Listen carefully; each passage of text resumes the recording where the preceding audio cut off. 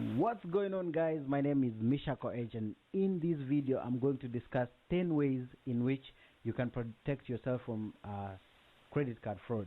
Now in front of me I have a computer screen which I put a list of points, but I'm not going to be reading or have an excerpt to read. So if my video is not going to really flow or really give you all the points like speech and whatever perfect, don't worry about it, because I'm not going to be reading it.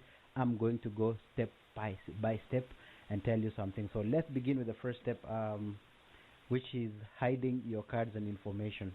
Now with this one, have a place to put your cards. Do not just carry it in your pocket where you can just pick it out and show it. So have something like a wallet, have something like a purse, and then hide it somewhere in a pocket towards your body. Okay, this is sometimes if you're in a tight place where there are very many people, there's congestion, then it's important to have this specific card or this purse or this wallet hidden inside your body or next to your body where no one can access it. Because the first way you're going to lose your credit card information is if somebody is going to snatch your wallet or your credit card and they have access. They can swipe it, they can get the information printed on the card. Okay, do not carry all your cards in the wallet.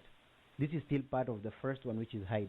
For example, some people would prefer to have all their cards, all their information in one wallet.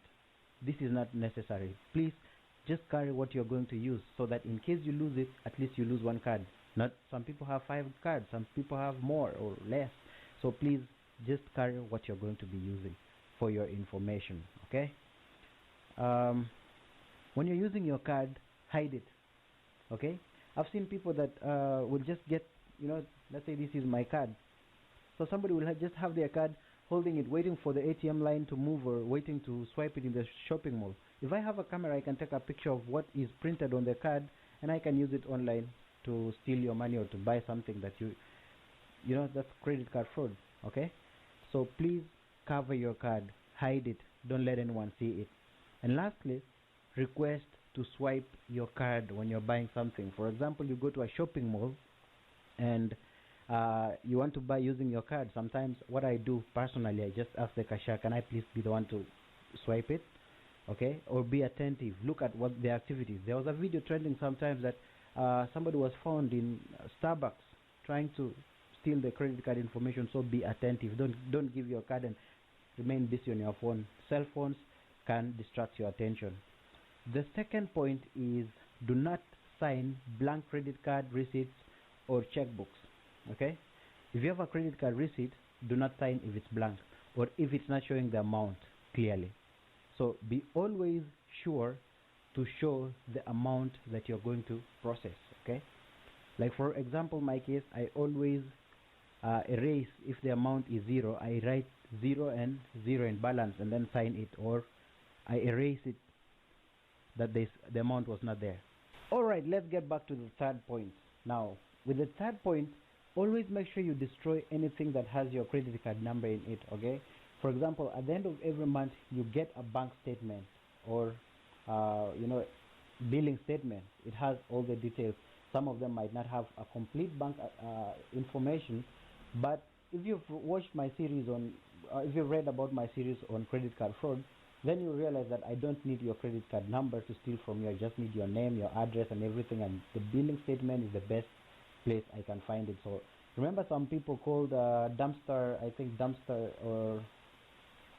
divers goes to your trash, looks for important information in your trash, and then use it to build a complete information about you and then steal your identity, and then they can steal your information. So anything that has your names, date of birth, driving license number, social security number, and different stuff, just destroy it.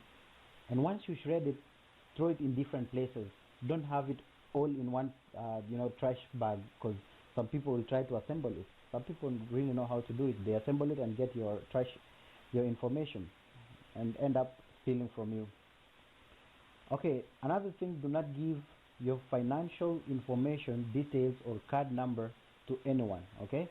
I remember there was a fraud style that you call somebody online, and then once they answer your call, you ask them, okay, this is maybe this is a bank, I'm from such and such a bank, there was suspicious activity in your account, somebody attempted to use your card, so please, for verification purpose, please give me your card number, and then I keep asking you details slowly by slowly until you fall for it. So if somebody calls you pretending to be your bank account, or even if it's your bank account but you are not sure it is, do not give any information, hang up the call and call back to the bank.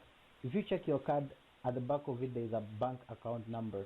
I mean, there's a phone number or telephone number that you can call, so that you at least you'd be sure you're calling your bank account. Because using a service like Spooftel, you can actually change your phone number. I can get the phone number and spoof my telephone number, so that in your screen it will show as that telephone number that your bank account uses it. Okay, how would I know?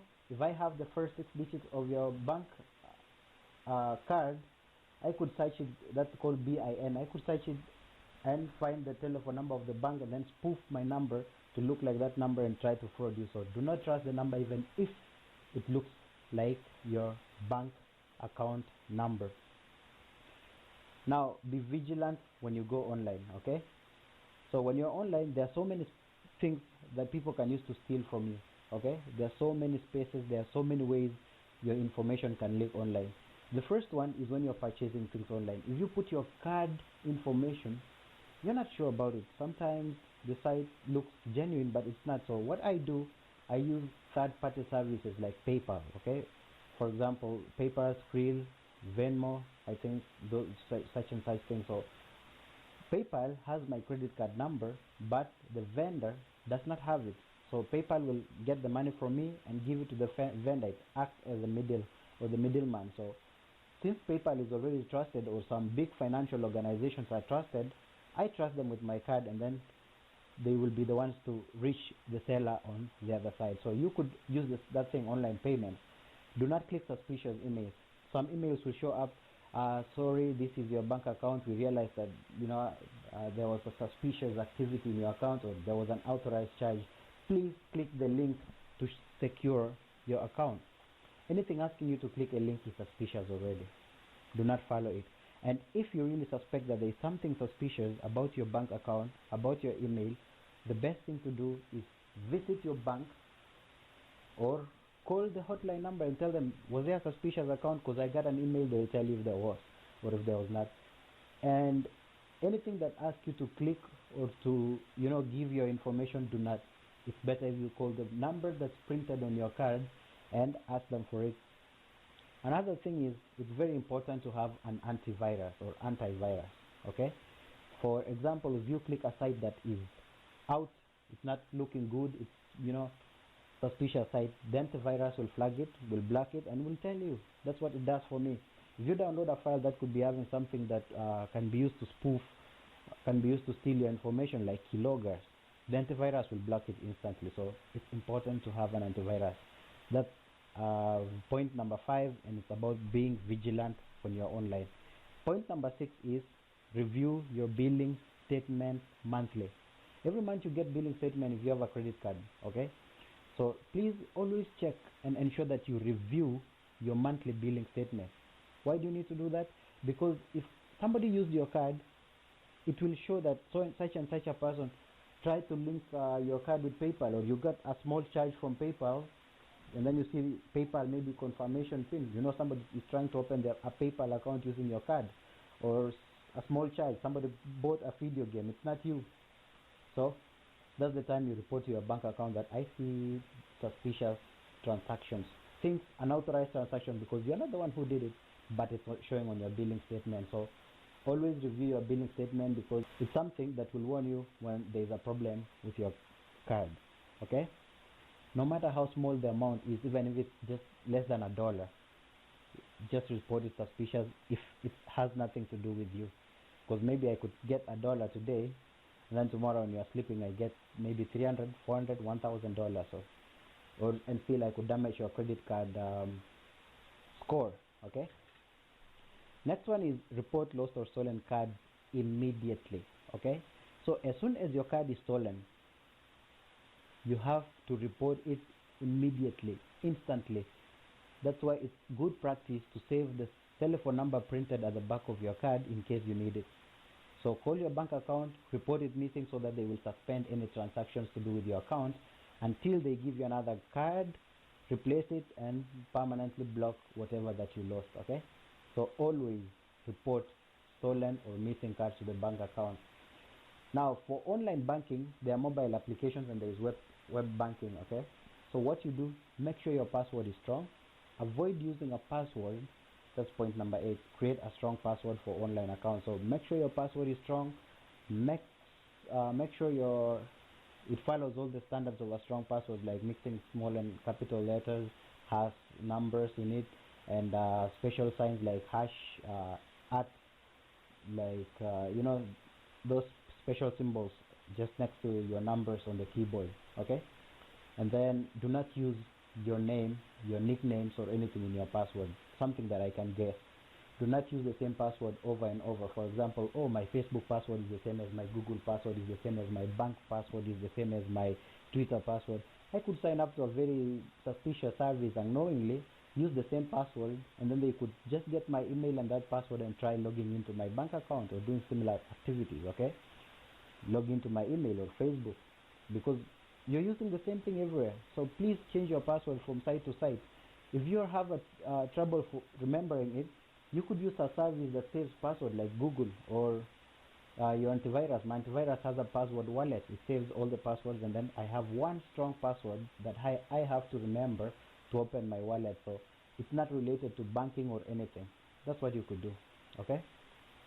And number 9, when you're using ATM or gas station, check for skimmers.